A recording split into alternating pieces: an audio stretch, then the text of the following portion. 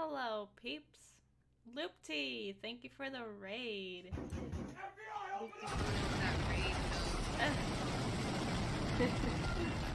They, Maybe it's okay. Wash your dog, wash him well. Yes.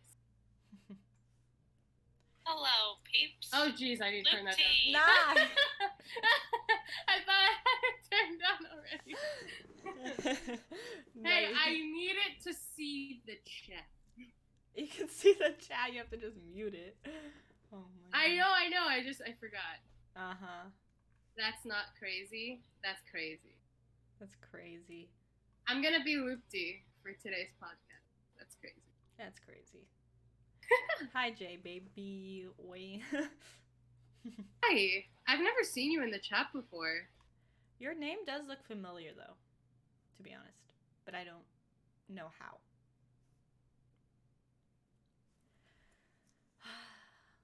I go sleep now. Loopty, no. Such a twat. Just waiting for some more people to join. But yeah, we haven't done a podcast in 2 weeks because I was not here. Yeah, someone left me. So I don't know if like people are gonna remember. Oh, you were Critical Dead. Oh. Gotcha. Okay. Gotcha. Well, welcome back. Yeah.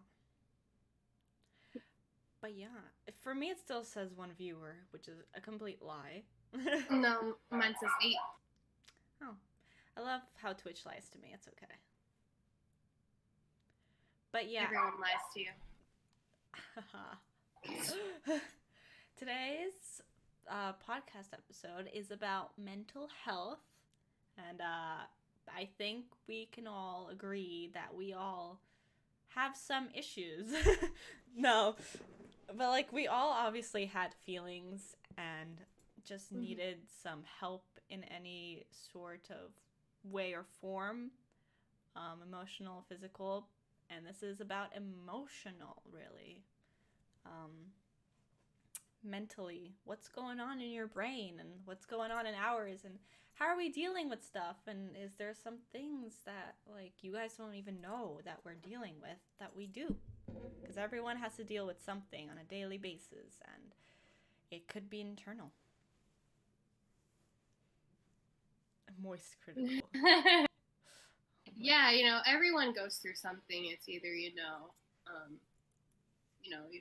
passing of someone in your family and you get depressed. Like, everyone has suffered some kind of mental illness.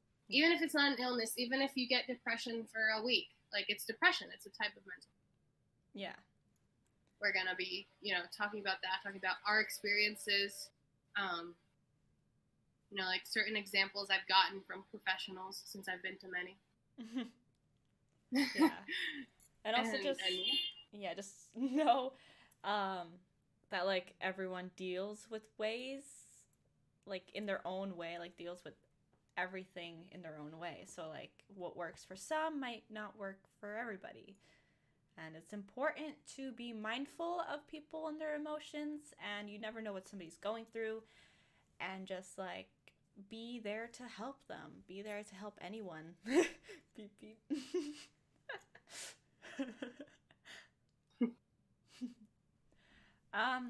So we are gonna start with like what we experienced back in the day, back whether it was like without knowing each other or like knowing each other back in like high school, middle school. Like, did we, have this or that? Did we, what was our experience with mental health? Like, I know that back in the day, I was shy. I was like the most shyest kid you could ever meet. And that, like, I am still shy, but for me, like, it developed to something else currently. But, other than that, like, I say middle school, I was never diagnosed with depression or diagnosed with anything. But in middle school, I got to like a really bad point in my life, and that was 7th grade, and it was so dramatic. It was so dramatic. I don't even know what happened. I just know I got called into the counselors because some girl told them I harmed myself. There's also a big trigger warning. Big trigger warning for this podcast. So if you are like very triggered, just want you to know what we're gonna talk about. Obviously, mental health can be triggering. J Baby, actually, if you, I was gonna say this at the beginning. One of our fellow mods gave us an idea that if you want to send one of us, you know, your own experience with mental illness, we will say it completely anonymous. We will not say who said it. You know, obviously, we will share that experience, see if that will help anyone else. Mm-hmm. So if you want us to say that it's your experience, go ahead. But, you know, otherwise it's going to be, you know, like, yeah, you can default send it anonymous. You can DM me on Twitch or say it in here or just say in my Discord or message somebody to tell us. They just followed you, dude. You are stalking, Thank you for the follow, Jessie J. Thank you. Follow. Thank you for the follow. I was in a mental hospital for a few weeks because of my mental state and depression back then. So that's why I disappeared for a while. But I'm fine now. But I can work on my health. That's great. You know. Yeah. We're gonna get into a whole mental hospital thing because I've been in a couple myself, and you know, people think that it's like for crazy people, and if you're totally batshit crazy, that's why you have to go to a mental hospital. Like, no, like you go because obviously you can't help yourself, so you need the help of a professional. Yeah, I'm glad and then eventually, you're fine now, though. Eventually, yes, you learn to better yourself, which is what I'm telling my other best friends. Like, they need to better them. Yeah, we'll have a whole like therapy, help from professionals. Yeah, I said professionals because it's like the controversy of that is like big. But I say professionals because they have a degree. What they're trained for. Yeah. And that's just their stereotypical name. Yeah. But right. 7th grade basically got called in. They called my parents and were like, dude, and it was like this whole big thing. And I never had depression. I want to say I was depressed, but I really don't know what it was. It was a type of sadness. But it wasn't like it came out of nowhere. Like, I had other reasons later on in my life to actually be depressed. And yet, that never really happened. But other than that, I don't think throughout, like, my high school, middle school, I had anything going on. Obviously, mentally, my dad passing away, of course, took a toll on me. And then I think my anxiety back then was very small, and I think I didn't know I had it. But I'm not going to get into anxiety yet. I want to let Rachel talk about hers, like her problems and stuff. I was like, oh my god, so many. Yeah, back then, middle school, high school. Well, back in the day when I was very little, I'm busy.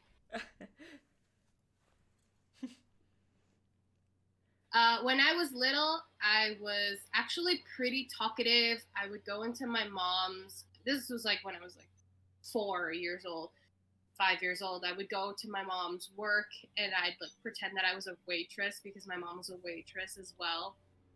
And I'd be like, "Can I take your order?" to everyone. And I was very talkative. And then I reached probably 2nd grade when I had to move here to Costa Rica for a year and study here. It really hit me, and that's when I started like not talking to anyone. I legit like would not talk to anyone. Hi, Venom. And then I got back to the States, and that didn't change. And just like from there, I hated talking to people. Like my mom would be like, "Go say, Betsy," and I'm like, "I don't want to have Betsy." Yeah. And then I was diagnosed with depression and anxiety when I was 10, I want to say, for the first time. My mom kind of pushed it aside she let me go to therapy for, I think it was like a year. And then she just kind of like pulled me out and was like, yeah, you're fine now. And yeah, that's like my early stages. That's when I started having depression and anxiety. Well, when I was diagnosed, when I was 10. What about like middle school and like high school? Like did anything get worse, or like your experiences with like counselors and stuff in that school? Well, well, in middle school, did we have Mr. Manjone all throughout middle school and high school? I think we did. Because he switched, right? Right when we were about to be free of him, he was like, I'm going to be high school too. Yeah. I think it was 8th grade. I had mandatory therapy sessions with him 3 times a week because I had obviously self-harmed myself. I had attempted suicide.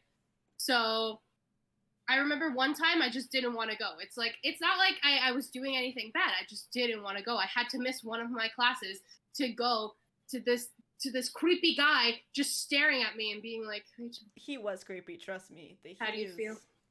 He did not help. I would just want to say he was not a helpful person, really, in any shape or form. And he gave off, like, pedo vibes. It was really bad. He was definitely a pedophile. When I found out that he was married and was going to have a child, I was like, who? What? And he was, like, a long, skinny fella. And he would, like, cross his legs and be like, so what's the problem? Yeah. But anyway, I remember I didn't go once. And it was, like, fucking alarms went off. And, like, they called, I was in the middle of biology. And each of our classes had, like, you know, phones, so they could call, like, the front desk and, like, the guidance counselor and all that stuff. And the phone rings, and my biology teacher was so lazy. Mm-hmm. He'd, like, tell one of us to go answer the phone. So he's like, Rachel, go answer the phone. I'm like, okay. And I'm like, Mr. Barron's office. And I was like, Rachel, why are you answering the phone? I need you here. And I was like, Mr. Barron? I was like, Mr. Barron, guidance counselor's on the phone. And I can just hear him yelling, no, Rachel, I need you down here now. So Mr. Barron comes over, and he's like, Rachel, you need to go down. I'm like, but I don't want to. And he's like, yes, Rachel. And he like screamed in front of the whole class. He's like, yes, Rachel, but we don't want you to die. I was like, oh my God. I was like, thanks. So that was tough. Lord, that actually, like, doing that gave me more anxiety. Thank you for the follow, Fat Hamster. Sorry. That's an amazing name. That is my godson.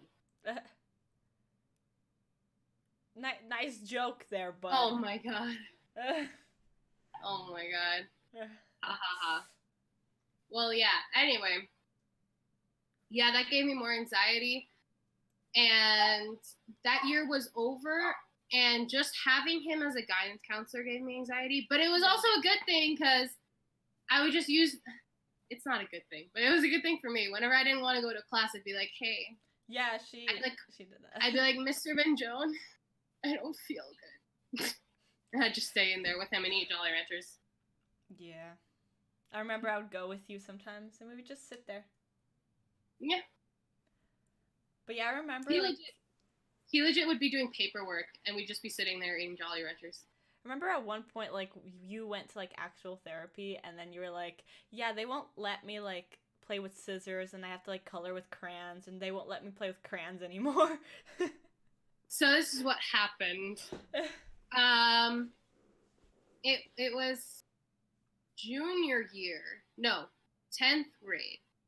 I was in IB Math, and we had to do, like, a report and, like, a whole statistical analysis thing in order to pass the class.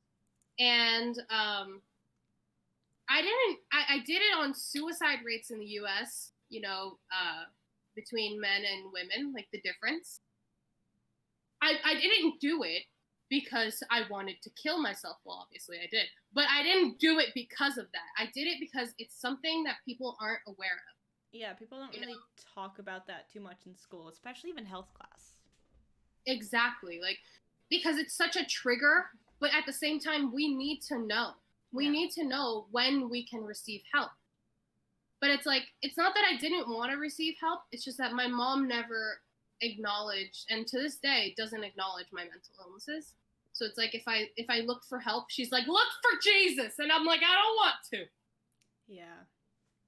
Oh yeah, I did my report on that, and the only thing that I mentioned was that we had to write why we were doing the report. So I said I'm writing this because it is something that I had battled with previously. I'm not saying I'm currently killing myself. Yeah, it's kind of And weird my- to say in a report anyway, like, oh yeah, I'm suicidal.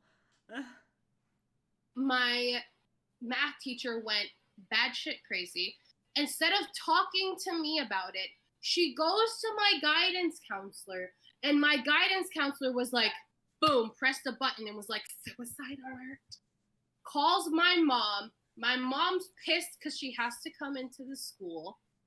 And I'm like, what the hell is going on? They show me my report. They're like, we cannot send this to the state. And I'm like, what do you mean? It's a fucking badass report. They're like, you say that you want to kill yourself. And I'm like, no, I say that I wanted to. Yeah. Previously. And they were like, we need to send you immediately to therapy. And my mom was like, are you effing kidding me? My mom was like, I have to spend a copay now. Yeah. I have to drive half an hour to take her to therapy. And I was like, and I remember that whole process was annoying because first of all, my therapist was this old lady. And it's like, you could ask for a switch, but it took like a month. Yeah, like she People from my school. Like, you've been to therapy before this. Yeah, but this one was like, I've been to therapy before this, but it was because, like, I wanted to, and I told my mom, like, hey, I need to go. But this one was like, if I didn't go, I was not allowed to go to school. Yeah. So my therapist was like, okay, tell me what is wrong. So I would tell her what was wrong. She was like, oh my God, so scissors are a trigger for you? And I'm like, where did you get that? And she's like, and she like wrote a note. She was like, Rachel is not allowed to play with scissors. Rachel is not allowed to use crayons. She can only use markers without the cap on. I was like, what?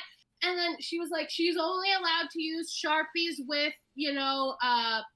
supervision because she will sniff them. And I'm like, what? No, it's funny. I remember this in school.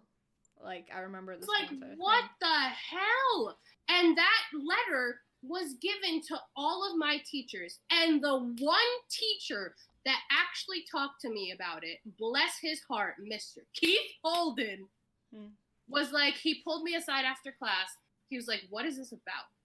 And I told him everything that happened. And he's like, you know what? If you want to use scissors, you use scissors. If you want to use a Sharpie, you use a Sharpie. Yeah. And I was like,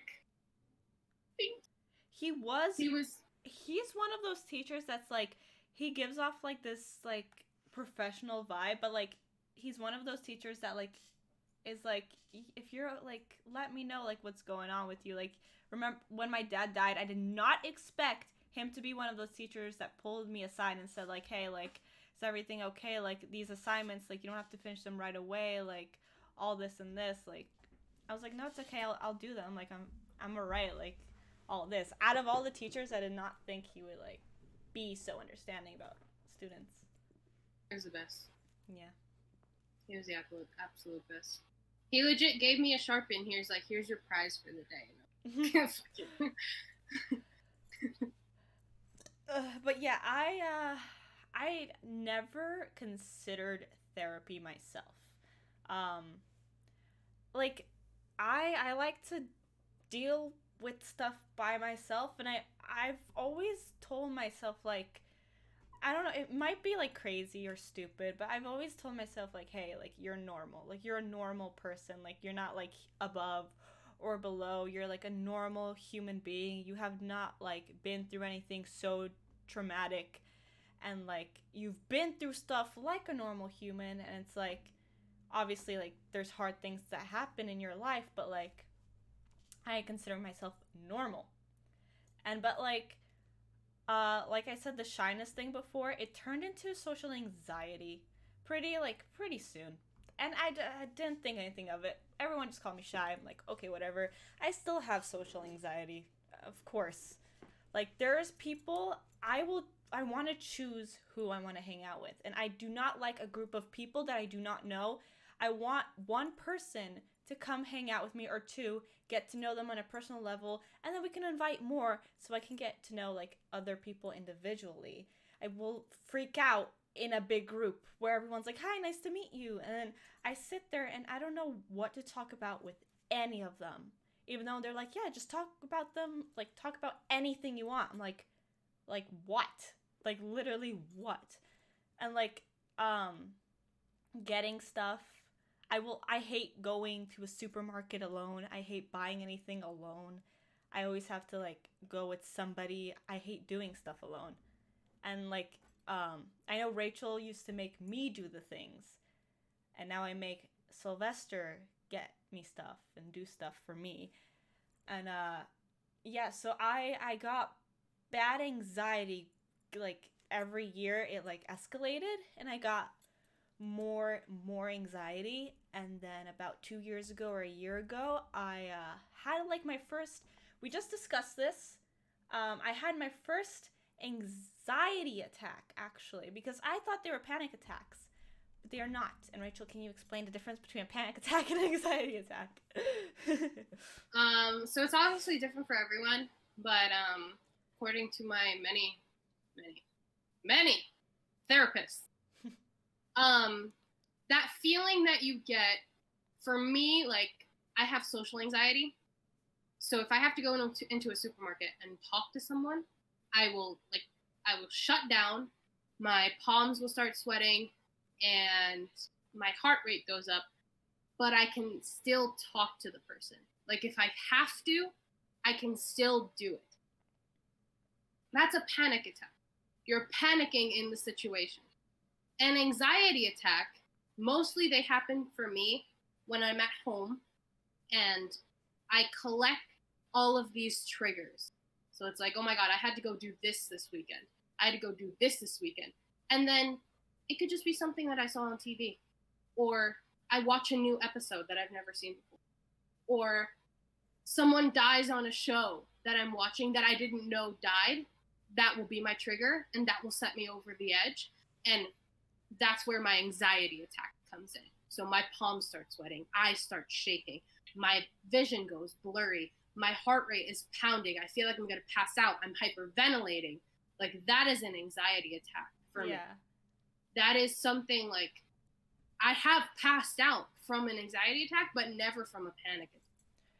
I remember like driving home from college late at night, being at 6 p.m. and it's late at night in wintertime. I would freak out. I would have a whole anxiety attack in the car while in my class. And it's like I've had them at home too, where it's like I disassociate from like life and like everything, and I'm just like my eyes start wandering everywhere. I'm like shaking, and like my heart, the biggest thing for me is like the chest pains, and like I like can't breathe. I've like that got so big for me, and then I started like finally like I basically self-diagnosed everything really, and I just figured out a way to calm myself down. I don't know still what it is, but I still in my head I really don't know what I do, but I calm myself down. But yeah, my main thing is anxiety. I have big anxiety. Legit, like it's awful, and I have like a tremendous amount of tics. I bite my lip a lot. I will like chew on my fingers, not even bite my nails. I will like legit have my fingers in my mouth. There was a point that Rich remembers I had to touch about every single thing in a room. I had to touch this. I needed to know how everything felt. Now I do this thing. I blink really, really hard, and I've had that for years. And my parents would like tell me to stop, and I'm like, I really can't stop. And now it came back, and I realized it. So instead of like blinking really hard, I like raise my eyebrows to try to not do that thing. But this is just another tick. Talking fast, reading really fast, so I could get what I'm saying over with, or like the reading in class, you know, like where you count like, oh, which one, like what paragraph am I gonna read? Like I'm the third person from here, so I'm gonna read this one. Then you practice it over in your head. Yeah. And then like all these ticks that I thought were just normal ticks, TikTok told me that it's like, no, bitch, you have anxiety. Also like I get shaky a lot too, just randomly, even when I'm like not feeling it, or I'll go somewhere and I will want to go, and then while I'm standing there, I'll like have anxiety, like, oh man, I really shouldn't have not came. I want to leave. And then when I do the event or the thing, I'm sitting there, I'm like, oh, this is fine. And like I'm home. I'm like, oh, I'm glad I went. This is all right. Like I overthink about everything, and I also don't like spontaneous things. Like if you're gonna do something, or you want me to do something with you, please tell me a few days in advance so I could plan ahead everything, and not like the day of. Like I cannot do multiple things in one day at once. Like I want to do this thing today, tomorrow we can do this thing, and it's like I can't. I don't like groups of people. I hate it. It's so hard. Like I am still warming up to Sylvester's family. There's only very few people that I can fully be comfortable with. Like, his cousin Mikey, who's in North Carolina. The fact that I actually am the most comfortable with that family member, that I don't see that often because they live states away. And like his aunt, legit, it's hard. Like, I don't know. It's so weird. There's certain people that I just warm up more than others, and then if I warm up to those people, I will want to only speak to those, and it'll be harder to like talk to others. Really, I can't warm up to everybody. It's really hard. It's like I say, I guess I have favorites, but not really. I don't mean I'm to. her ultimate favorite. Like the fact that like honestly, like, yeah, like Rachel, like she stuck around. How do you think she stuck around this long? Like, yeah, she's clingy, but like, why would I allow her, you know? Don't at me like that, bitch. But like being clingy, we've talked about being clingy too. Like legit, like you're clingy to only certain people, you know, not clingy to everybody. Yeah, the thing is, when I have severe mommy issues. So if you have severe mommy issues, that's when you're going to be clingy. Mm-hmm. In my case, my mom was never around when I was younger, so I cling mostly to Barbara. Barbara's the one person that I stalk. No one can say that I stalk them. No one. Barbara's the only person where if she doesn't answer me within 5 minutes, I'm already planning her death. It's a big anxiety trigger. I just want to say that. Be careful how much caffeine you drink sometimes. Yeah, that's different for everyone, because for me, when I lived in the States and I had coffee every day, if I didn't have my caffeine, that's when I would get anxious. It's funny though, because only iced coffee, if I have too much iced coffee, will trigger anxiety. Not hot or not like teas with caffeine. But Olivia, like I can't order pizza on the phone. Sylvester makes me do it all the time, and I'm like, why can't you do it? And then, the whole eyelash thing, like, anxiety and stuff like that, your cheeks can get all red, you can get, like, physical... I'm red right now, look! Yeah. Or, like, rashes on your body from anxiety. Like, sometimes it's not internal. Sometimes it, like, literally shows up. I got that, I think it was in 9th grade? 10th grade? Yeah. I got severe stress and anxiety, it's like not an allergy, but like super rash, like all over my back. I had it on my elbows. Yeah. It was really bad. My mom was like, let me take you to a dermatologist. And I'm like, take me to a therapist. Oh my god. Yeah, no, Barbara, when I was there, she had to be like the less anxious person because legit, guys, when I say I couldn't go, we would go into 7-Eleven and I'd give her my money and just walk out. I'd be like, I want this and this and this. Or I'd go in, grab the things I want, give it to her, give her my money, and I'm like, I'll wait outside. Yeah, like it pissed me the fuck off, but I do that now too. Like, to be honest, I am so independent. It's kind of crazy, but I like to be alone, but with specific people. There's only some people I would want to deal with every day, and some of them are not it. Like, there's this one person that triggers me so much, and it's like, if I'm with you alone and you're so comfortable with me, and I am like, I will crack jokes, I will like act like I'm comfortable, but like inside I am like fully freaking out, and like you won't even know it, and then somehow you'll end up like loving me and like say, hey, let's hang out all the time.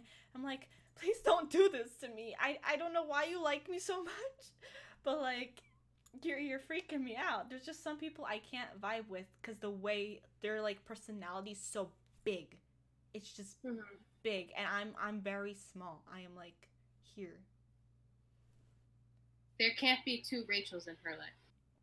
I'm the only big person. Rachel's already pretty big. Don't clip that out of context, though. No, to the clingy thing. Currently, I cling to 3 people. I don't want to cling to the third person, but they made you. They accepted my friendship. Yeah. Done deal. I currently cling to Barbara and my BFF, Mr. Broken Board, which is probably not in the chat, so I'm gonna slap him later. Yeah, wow. Or he is. I don't know. I summoned. What you mean? I'd be packing what? My suitcases to go to the U.S. Yeah. Totally. But I remember she said something about mommy issues. I know I have slight daddy issues, and that's the thing. We were talking about this before, so it's kind of weird saying again. But like, let's say there's like the males and the females separated. Like, if you're hanging out, let's say Sylvester and his cousin want to go fishing late at night or want to do something, and then his fiance and a bunch of girls will rather like stay inside and cook or like clean and have girl time. I would rather go with the boys and have the boy time. And I think it's because I did so much with my dad and I was always outside with him, and then like I would always rather go places with him than my mom. And it's like, I think that's like a slight daddy issue, and my dad always wanted a boy. And I just like doing stuff with males and being with the males. But think about it, like, I am a girl. I will still have girl feelings. I have hormones, and I'm annoying as shit. But, like, you're just gonna have to put that aside and realize that, like, I am not hating this. I am just being a girl. I am enjoying hanging out with the boys. And stuff. Yeah. And I just would rather be there than sit at home and, like, cook and just do stuff with the girls. I hate getting my nails done. I freaking hate it, but I love having long nails. I hate getting my eyelashes done, getting my hair done. I freaking hate it, but I love looking this way, you know? FBI, open up! OB! OB! With that raid. Thank Hey, you thank for you the so raid. much, guys. And Well, oh the my lord, they follows, just followed Dark you, dude. Plays, You're and stalking, man. Andy. You're so good. Thank Hi, you for Dark. the follows. Hi, Andy. Loopty, don't start. Don't start. Loopty, leave it alone. Oh my god. Well, oh my lord, they just followed you, dude. Oh. You're a stalker, man. It's so cool. Everyone disappears when it comes to raid. I know. They don't have. Feel that. Barbara doesn't have the shout out command. Oh yeah. Everybody go follow Obi. I mod for his channel. I'm his favorite mod. No, Not gonna lie. I'm his favorite mod. You're not even VIP, so get out. I'm his favorite mod. Sorry, Rachel. Sorry. Obi is a variety streamer. Yeah. He likes to stream Among Us. He streams Fortnite, Apex, Warzone, all that good stuff. He's British, so go hit him up. Yeah. He's the best. He's. not. He sucks. No, Leah, don't say that. I'm just kidding. Leah's his favorite mod. Yeah. I'm the bot mod. The bot mod. Yeah, legit. I've been mistaken for a bot so many times. Yeah, well, the way you talk, you sound like it. Yes, Lupti, he's British. But yeah, so yeah, I have slight daddy issues, not mommy issues. But Rachel has both. But it's like, I wish my mom would sort of let me go in a way, and she's just way too overprotective of me. So like, I kind of, my main problems really come from my mom. Like, I have so much anxiety with my mom because she won't get help. If she got therapy, that would help me out so much. And she's just a difficult woman, and I live with her. She is a very difficult woman. Yeah, so she's like a very big trigger for me. Yeah. My mom just, like I said before, she doesn't acknowledge everything that's going on because my mom, as many of you know, I'm half Latina. So she was born here in Costa Rica. So whenever I say that something's wrong with me, she's like, well, Rachel, I slept on the floor and wouldn't eat for a week. And I had to brush my teeth with poop. And I'd be like, Mom, like, it's completely different generations, completely different cultures. What do you mean? She's like, you didn't hear me complaining back then about how I was depressed. And I was like, first of all, I wasn't even born. But like, even now though, like, I don't compare and say you have it worse, and like treat every like little thing that a certain person has the same way as if you were telling them about your big problems, because for them that's pretty huge. Like, they're dealing with something. Like, don't dismiss somebody's problems just because you think yours are bigger, or if even if they are. And Opie, my mom isn't overprotective. My mom's actually the complete opposite. She is. She's like the complete opposite. My mom is the complete opposite of overprotective. I mean, I moved out of her house when I was 16. She didn't stop me. Thank you, Elvis, for the host. Hey, thank you for the lyric. And, you know, I basically do my own thing. I did my own thing when I lived with her. She was never home. I legit would just be like, take me to Barbara's, and she would just take me, and then that's it. Like, I lived at Barbara's house. Yeah. It was the only place I felt safe. I didn't even feel safe in my own house. That's the problem. My mom does not let me do my own thing. She calls me every single day, 24/7. Like, I feel like I'm taking care of her now. And it's like so mentally exhausting for me. It's annoying because she won't like get help, and she doesn't listen at all. And it's like I'm just stuck. I can't do anything. I'm sorry.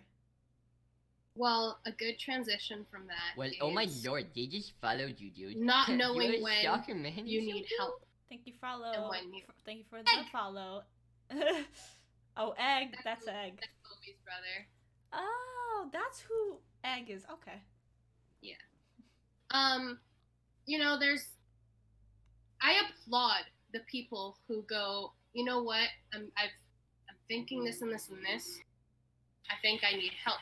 Because I have never in my life been able to do that. My therapies have always been state mandated because of CPS, or, you know, school mandated, or, you know, or my mom is like, you know what, go to therapy and don't bother me. Like, it's never been, like, my best friend, and I applaud him so much, he sat down and he was like, and he was like, okay, I've hurt people.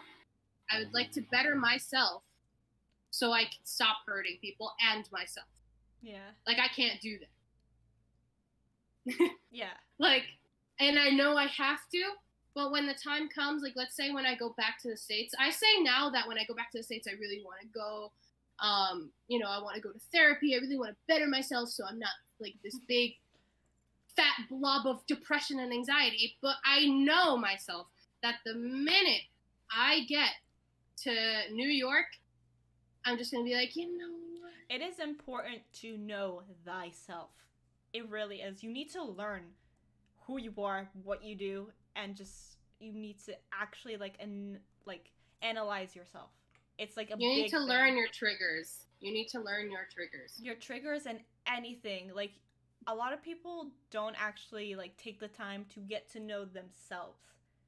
Really, like it's important in every friendship, every relationship, even like being alone with yourself. Like, why are you like this? Like, really try to analyze who you are. It's big because you are you. Exactly. Like you are stuck with yourself. No one's stuck with you except you. And so it's like try to be the best you can be. Even if it's hard, know yourself. It's the base of everything, Yeah. because you can't explain what's going on if you don't even know. Yeah. You need to sit down and analyze. You need to sit down and be like, okay, I'm sad all the time. I want to sleep, or I don't sleep. I get nervous talking to people. Why is this? You need to analyze yourself.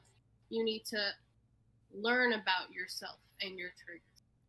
Like, because I am alone constantly, and I think that really helped me learn who I am, and like that's why I feel like I don't need therapy, or at least I don't feel the need to go, because I understand myself and why I'm like this, and sometimes it's hard to explain to anybody why you're like this, and I kind of know how to fix it in a way. Like if I'm feeling some type of way, I will fix it, or I will actually just let myself feel it.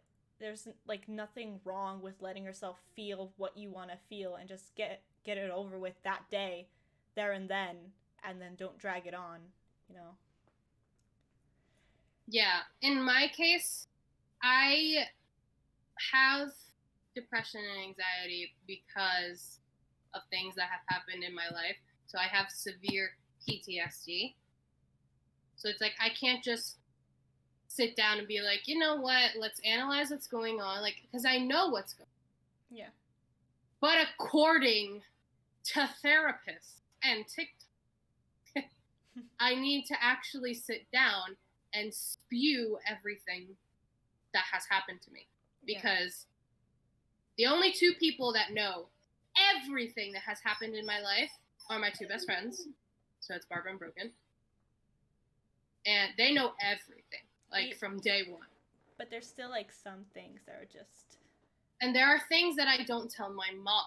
My mom doesn't know a lot of things that have happened. Like severe, big things. Like she has no idea I had a miscarriage. No idea.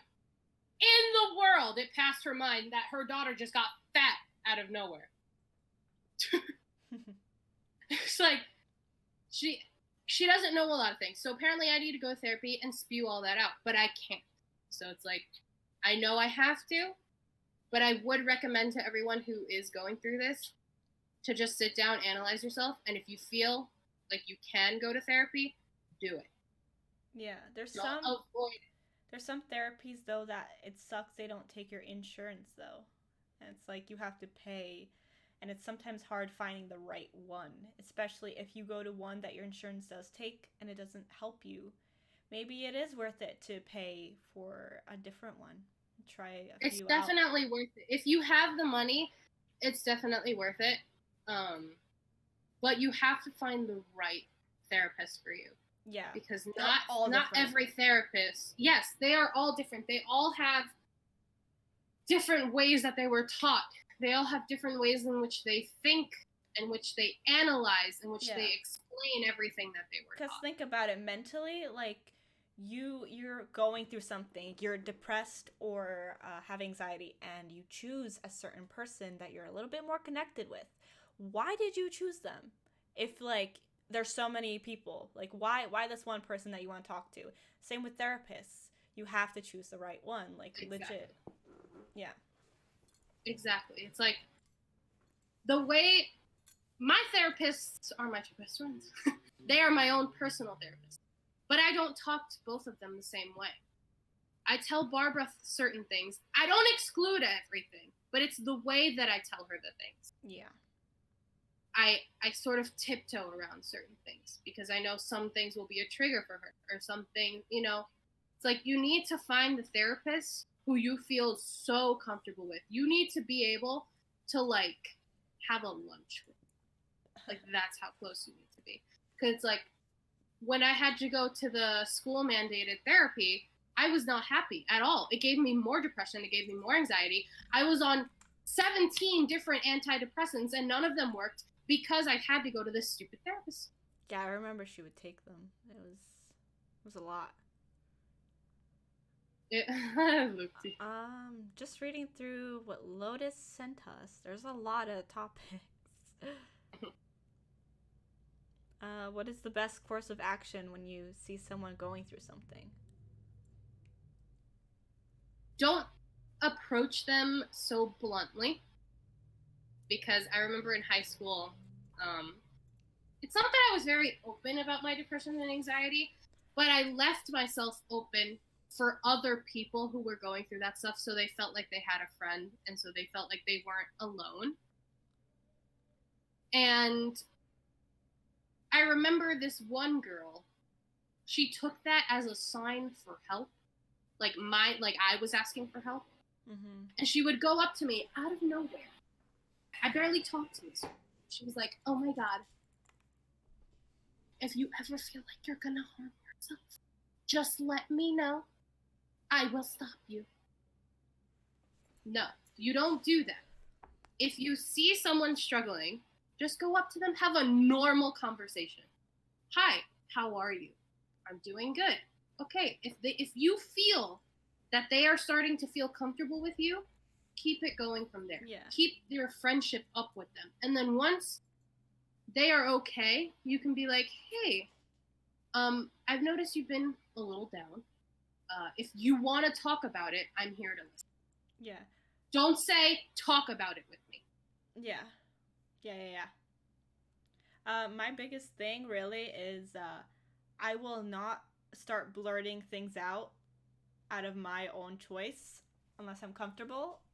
But mainly for me, if you come up to me and let's say like it's in a private area, like never in a public area around so many other people that could overhear me while I tell you 100% what's going on. But if you sit me down like privately or if like we're just chilling and you ask me about a certain thing, I will honestly, without like unwillingly kind of like my body will just be like yeah, it's all of this. Like you have to ask me. You can't say like, you can't force it. You can't be like, yeah, like tell me like what's up. Like you need to tell me what's wrong like here and then. Like just gotta like have to be there. And Well, then oh my lord, they just I will followed sit you, there dude. and You're I will a like stalker, man. bring it You're out so of me. cool. Thank you for the follow, Fishy Poos. Yeah, like Sylvester, I know he like comes up to me and he's like, I want you to like to tell me what's wrong. And sometimes I just sit there and I have to analyze exactly what is wrong because it's a lot and I will literally sit there for 5 minutes and it'll make no sense at all about what even is wrong in the first place. It's just all these mixed thoughts in my head. Literally, like my anxiety like mushes everything together. I hate it. What people who don't suffer with anxiety and depression know is that if you do suffer with anxiety and depression, it is okay to have a bad day. Yeah. People who don't know what's going on in your head and they see that you're upset and they see that you're not on your phone and all this stuff and they just start panicking. They're like, oh my God, what's going on? What's gonna happen? They start over analyzing it and it's like, let me have my bad day. Yeah. I need this in order to realize that there are better days. Yeah, like my bad days, like this week, I've been going through major sadness. I don't know what it is. I've been feeling in the dumps, and I think it's just my hormones, honestly. It's my biggest thing right now. And right now, I legit will just cry for no reason, and I can't even tell you what's wrong because nothing's really wrong. I just need you to just entertain me, kind of distract me, and just like comfort me and do things I want to do until like I can just shut up about it, really. Just like it doesn't happen so often, but it's like just focus on me right now, even though it's selfish, but like I'm just having a bad day and I just need you to be there for me. If I start crying, just like give me some sort of attention, ask me like what's wrong. If I don't tell you, or if I'm just like crying, or if I don't even know, just pat me on the shoulder, or like rub me, or like just put on a movie and like maybe just check up sometimes. Just like look over and be like, are you okay? Or like text me. But yeah, does your environment around you make you how you feel? Yes, your environment is such a big factor in your mental health. Yes.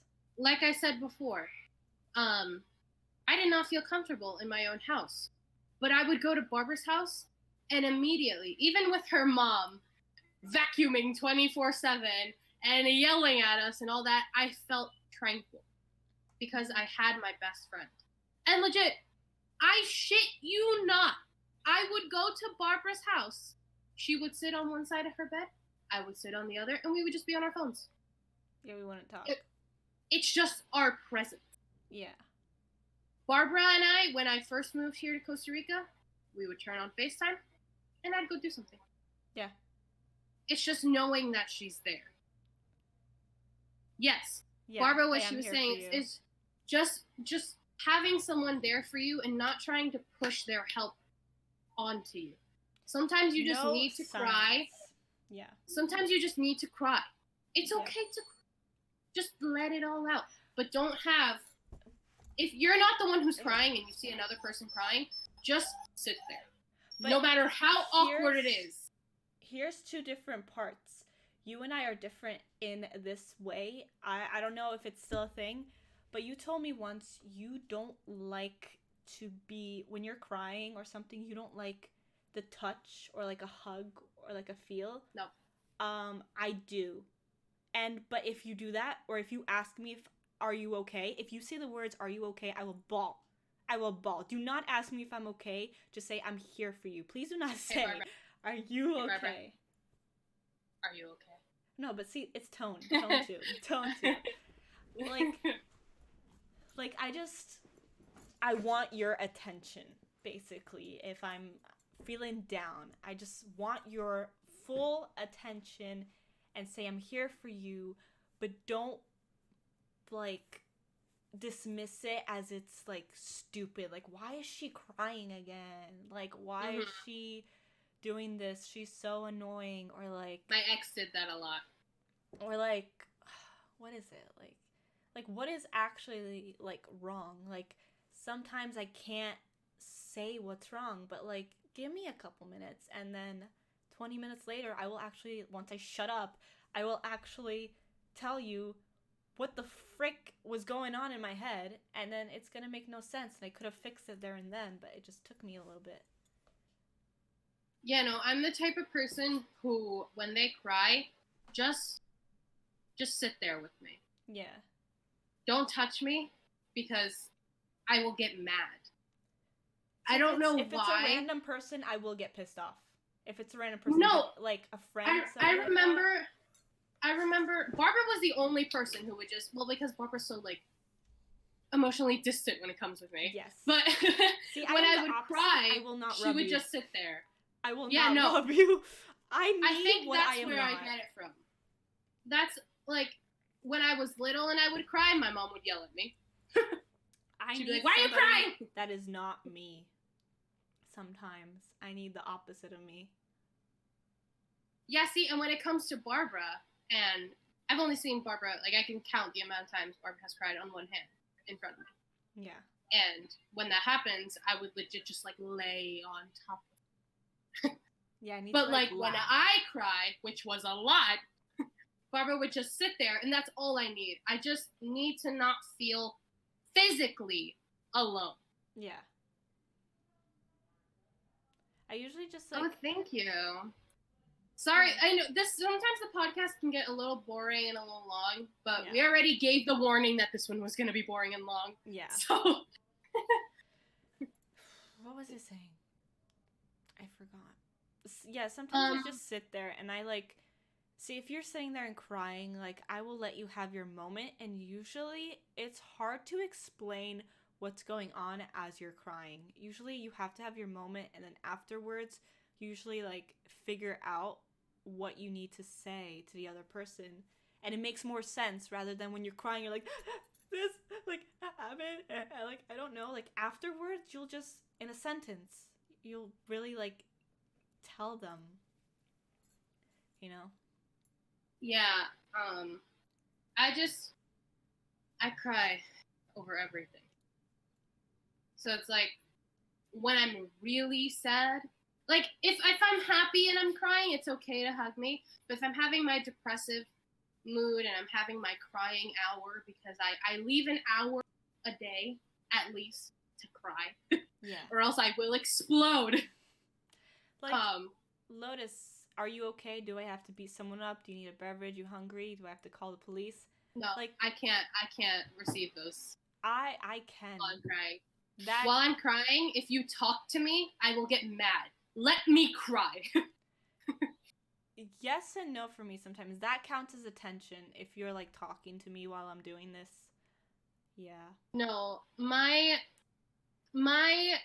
ex, who's a big trigger for me, I would cry and he'd be like, "Why are you crying?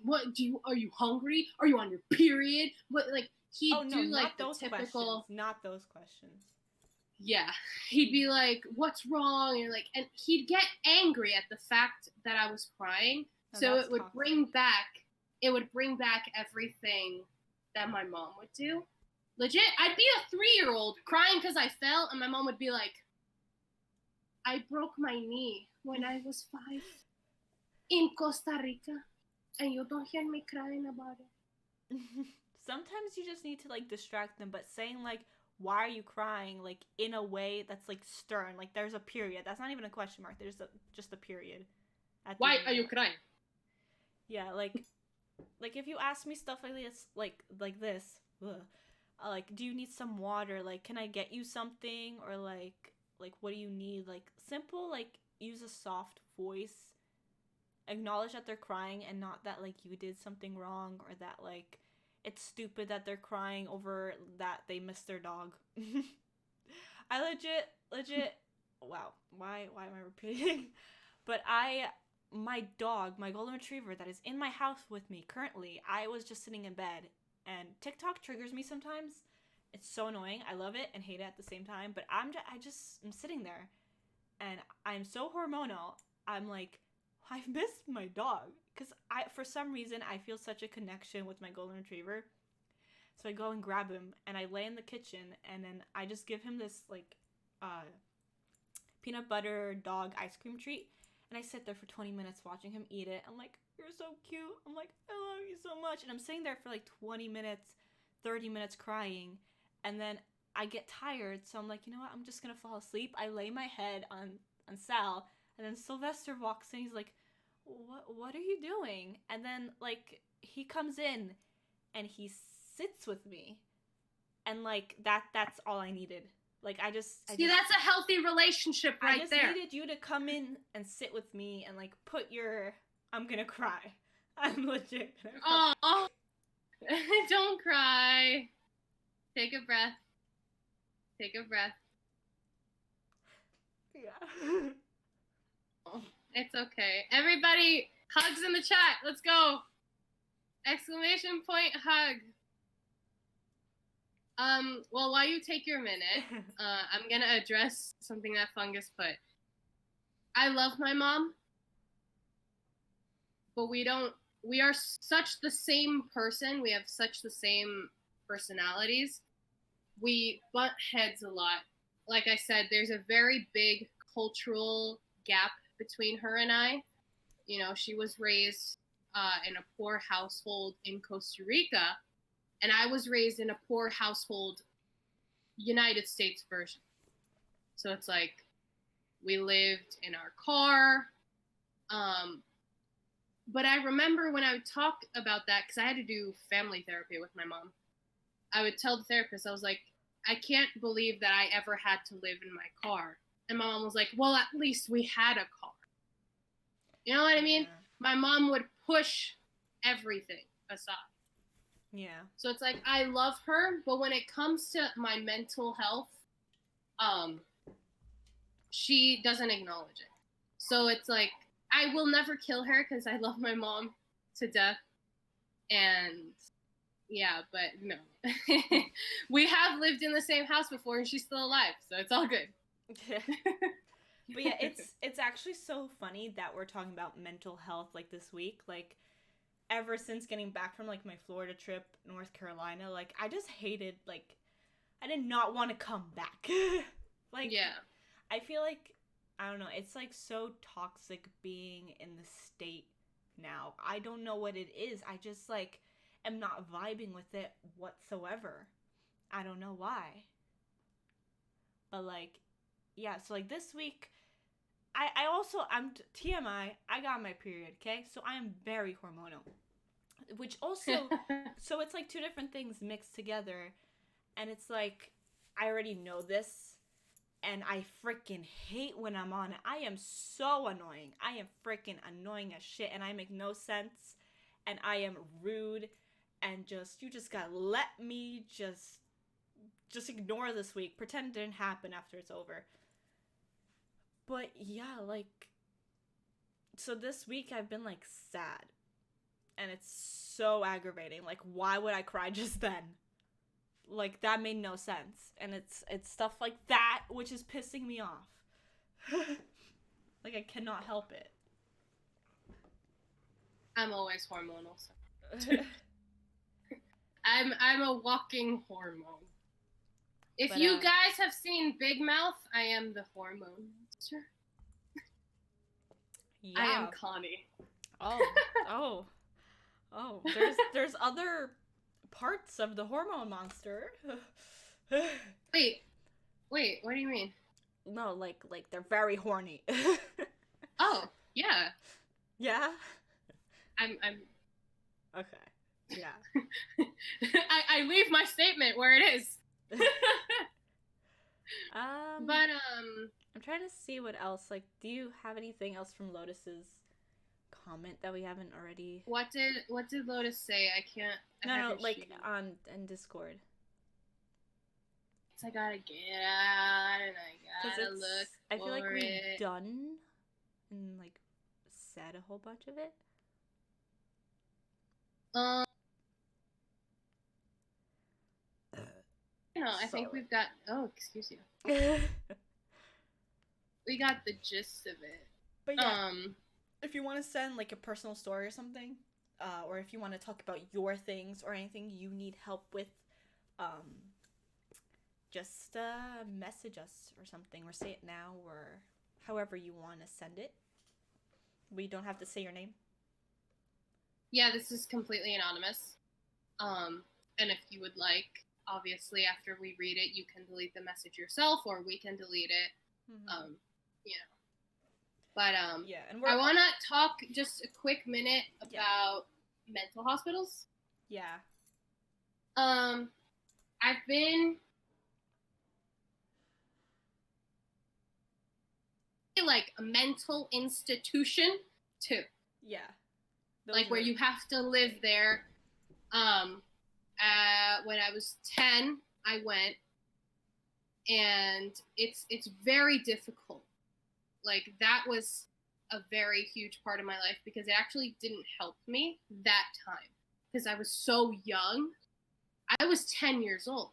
Imagine having to put a 10-year-old into a mental hospital. No, that's messed up. They have so like, much to like go through. Exactly. So it's like when you're in a mental hospital, you're not allowed to have your phone. You can't have contact with anyone on the outside. Only your parental guardian can call you once a week. But do you even have a phone at 10? The little switchy thingies. Oh my god. Like, you can't call anyone. Yeah, yeah. You can see your parental guardian once a month, I think it was, since I was younger. Bad. Since I was in there for for an attempt, I had to be strapped into my bed. I wasn't allowed to have sheets. I had to have, they make blankets that have like little holes in them so you can't suffocate yourself. I had to have that. My pillows were also that. They had no feathers. They were just like a big blob. Is there a kid dying? Again? What is wrong with this child? So. Why is there such strict rules on communication? In my case, it's well, in that mental institute, you're just not allowed to like have contact with anyone outside because, you know, you can. Let's say you're a teenager and your trigger was your ex, and you start calling your toxic ex.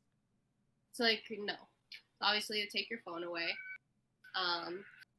I was 10, so obviously I didn't have a toxic ex, but I also had no one else to talk to except for my mother.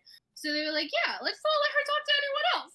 But it could be because they might think that at that age you're so young, it could be caused from your parents, you know, probably. Mine was because of my parents, but I was at another mental hospital here in Costa Rica. I would freak out if I was restrained. I cannot be restrained like this. I will freak out. That's one of my biggest. No, I wasn't in the or ones even in the movie. strapped like this. Jackets. I will freak out. If I can't move, I freak out. Here in Costa Rica, they are so low budget that they don't have that. What they do is they make like these gloves out of like oven mitts, and they like tape it to you. Like, have you seen the episode where Phoebe has the chicken pox? That. Yeah. That's literally what happened to me when I was in the hospital here in Costa Rica. Obi's Wi-Fi is going down the drain. Oh. I thought I was bad, and I was like, no. No. But we're pretty good today. Jinx. Honestly, mental hospitals can be very helpful. If you go at the right. If you feel like therapy is not helping you, and you need to go to like there are such things as day therapies, like where you stay the entire day.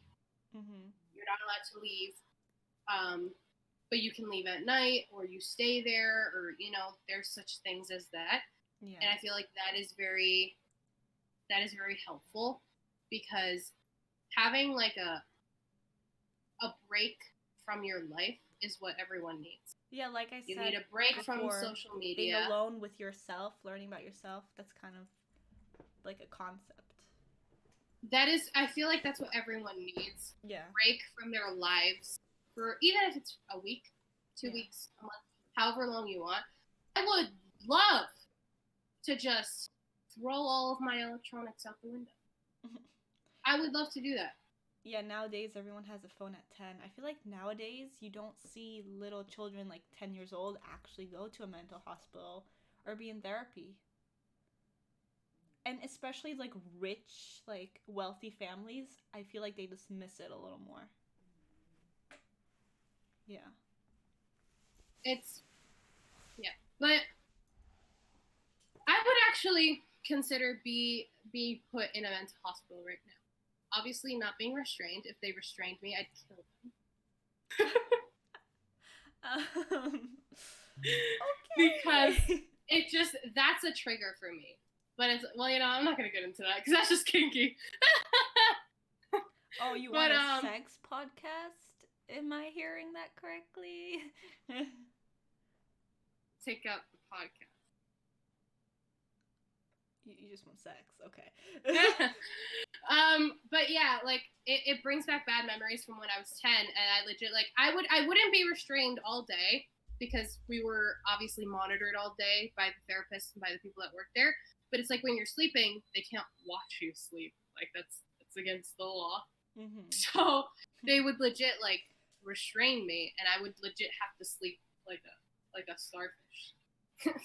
And that's where her kinks came from. Shut up.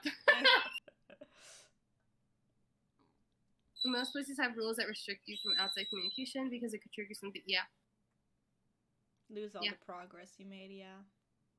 Exactly. Yeah, it's rough. Like right now, if I was put into a mental hospital and I was allowed my phone, I would never be able to keep going because I know that I have this obsession with my ex that even though he is the worst person in the world, hits me, hates me, everything, I will still talk to him. Yeah. So it's like, why would I can't be in a mental hospital trying to better myself while talking to my toxic ex. Yeah. No.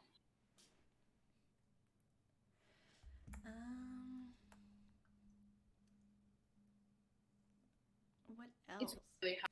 It is really hot. I'm actually dying. I need to take this off. It's like, but like now, what do you really like deal with? I know I'm still social anxiety, everything anxiety. I had my recent anxiety attack. I think it was just over caffeine. I think that's made like my heart pump too much. It wasn't really an attack. It just like it was the same kind of feeling like in my chest that like I guess I didn't eat or anything and it just hit me. That was the closest I got to like experiencing it over again.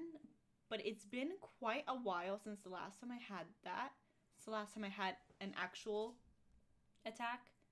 So I'm pretty like happy with myself. And anxiety, I've been battling it and like I've gotten way better and I stopped myself from feeling certain things that really make no sense to feel, like overthinking. Um yeah, I've basically been pretty good. It's still there, but I'm learning to cope basically. So, anything that you're going through currently? Well, obviously the basic depression and anxiety right now more than ever because X situation isn't getting any better.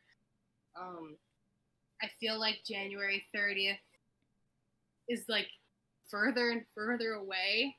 Yeah. Even though it's obviously it's closer, but it's like each day that passes, it's like, why is it not? I feel like it's just getting further away. And I'm just so scared that when that day comes, Joe Biden's going to be like, national lockdown, nobody in or out. Yeah. So I know that if that happens, I might die because I need out. Yeah, things are closing. This place, Costa Rica, is the environment toxicity. Everything toxic has happened to me here. Yeah. Anything bad. Like, think of the worst thing that can happen to a girl. It has happened to me. Except for the fact that I haven't been murdered yet. Say yet.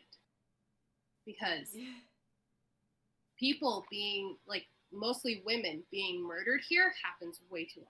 Did you know that recently the people who have bought a gun, I think this year, were more women? No, I know being murdered can happen to men. I'm not being sexist. But if you go on the Costa Rican news, every murder that happens has been a woman. Yeah. And actually, my ex had a friend who went bad shit crazy. This was like 2 weeks ago. Mm-hmm. And shot his girlfriend in the face. And set her house on fire. Yeah. This is my ex's friend. Yeah. They were very close. Yeah, no. So imagine my level of stress. No. He has broken 2 of my doors. And she's still in the same building, house, room with him.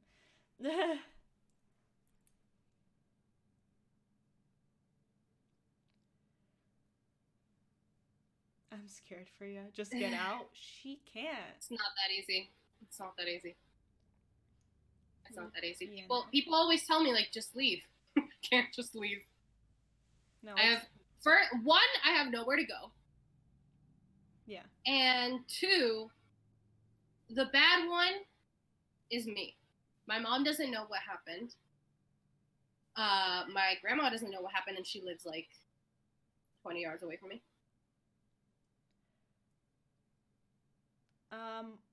The only thing really is January 31st. She is legit moving to a different country.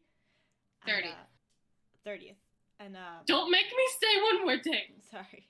And it's like she's the one basically paying for everything. She has to pay everything off. And she also like legit physically can't leave because she just can't. There's nowhere in Costa Rica that she will actually be safe at. So the only way to be safe is actually kind of like flying out, and obviously you have a time in a day. See, Obi, first of all, he used to deal drugs, so he knows how to get around the police. Yeah. So it's like, and the police here are so corrupt. So corrupt. They will catch you with drugs and they will take your drugs for themselves. Yeah. It's like the whole legal system here is awful.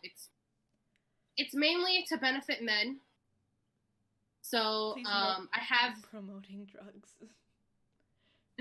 I have called the police before. They come in. It's his word against mine. I'm a woman. He is a white male. Yeah. They believe him. He hit me last time and he left a bruise. So I called the police. They came. They saw the bruise. And he goes, no, she did that to herself. And then since it makes me so mad, and I know I shouldn't act this way, but it makes me so mad, I start yelling and they're like, hey, you need to calm down. You look crazy. So then they call me crazy. They say I did it to myself, and then they leave. Yeah. And there's no police stations here. It's not like I can just walk into a place and that there will be a bunch of detectives and police. No. Here, they have police in their cars at all time, and they have like a lot where all the police people park. Yeah. And they just like roam. Like they'll take turns like just driving around. I want to move down to the south. Basically, there's just the whole like carrying a gun thing. I definitely know that I will actually have one on me anywhere I go, even if I need to shoot a freaking snake that almost killed me on my birthday. But like the scary thing about like men, like you never know anywhere, and it's kind of weird because down south they actually don't care. I feel more at peace there, but not in the public area. I haven't found a town I want to even live in or even think about. It's kind of hard finding a place I really want to live. But down there, I just got stared at like sexually really weirdly. Like they do not care. A man looked me and Sylvester's cousin down the front and then walked back, looked us up and down the back, and like was like, ooh, damn, or something along those lines. And like made it so known that he's staring at us. But like, what can we do? What are they gonna do? Like, nothing's gonna happen. And it's like they have like no respect. It's ridiculous. But it's like, let's say like a guy's pinning you down, like the first thing you do is just get a gun and then right here, just through the guy's head. See, you say that, but as a person who has been sexually assaulted, and you're being pinned down by 2 guys, kinda not that easy.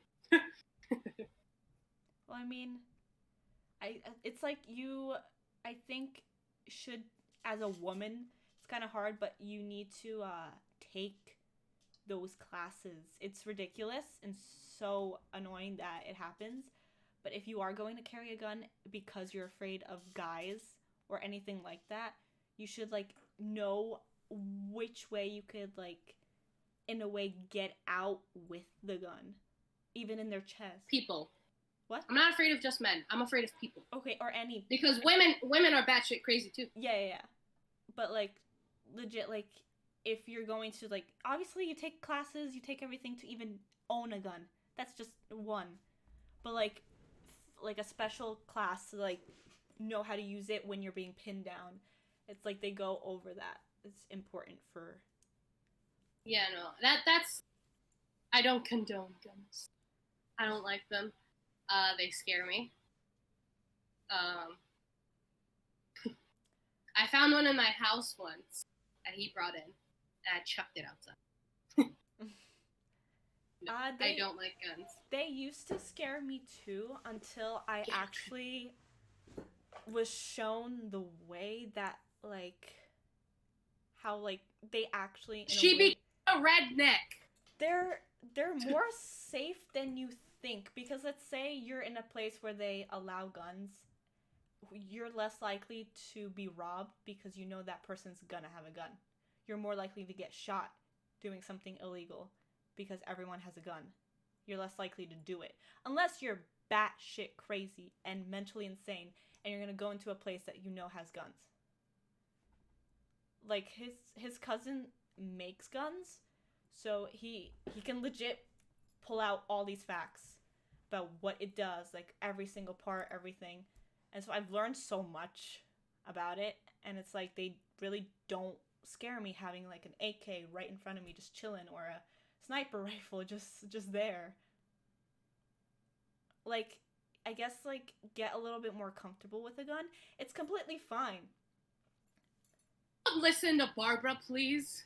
Why? Do not tell them to get a gun and get comfortable with a gun. No. I didn't say get a gun. I'm just saying I low-key, like, you know how you have to experience stuff kind of to understand stuff sometimes? I legit experienced, like, looking at it, analyzing it, and it just made me more comfortable with it. And if you do that and you're still uncomfortable with it, that is fine. Guns are not for you then. But, like, the fact that it used to scare me, I'm like, having a gun, like, right next to me, like, you don't even know, like, what could happen. But, yeah, I kind of changed my opinion, so. It's fine being against them, too. Taking a gun and a grenade. Which one would make them run faster? No, that's I guess that's not something to joke about, because the grenade wouldn't even make sense if they're next to you, because you're all gonna die.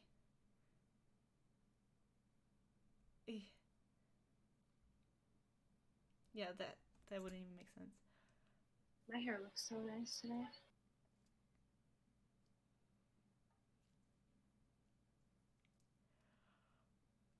Yes, Lotus. Thank you.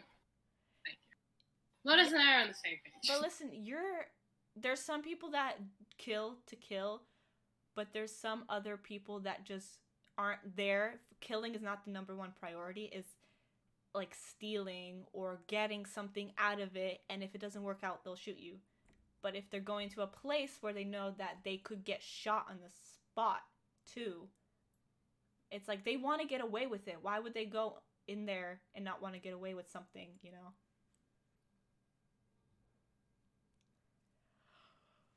It's okay. I don't even know how we got on here. I don't like talking about this topic, to be honest. Or politics and guns. I don't know why we even got on this. This is like something Same, we don't Lotus. really talk about. Same, Lotus. The only weapon in my house.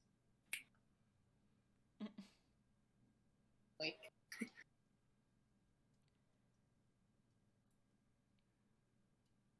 Normal? What do you? Okay.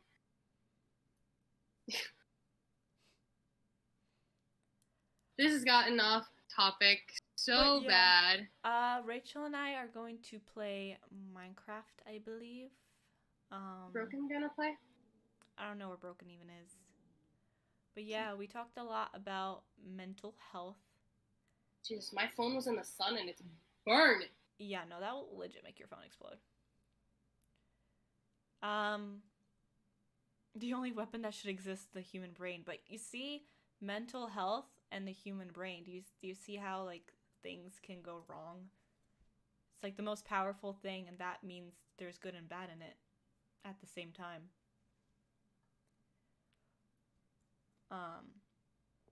So yeah, thank you for watching. I would raid somebody, but I'm just gonna be hopping back on. So yeah, I'm gonna end this, and in like 10 minutes or something like that, I will restart so I could save this thing. So yeah, next week's podcast is... What is it about?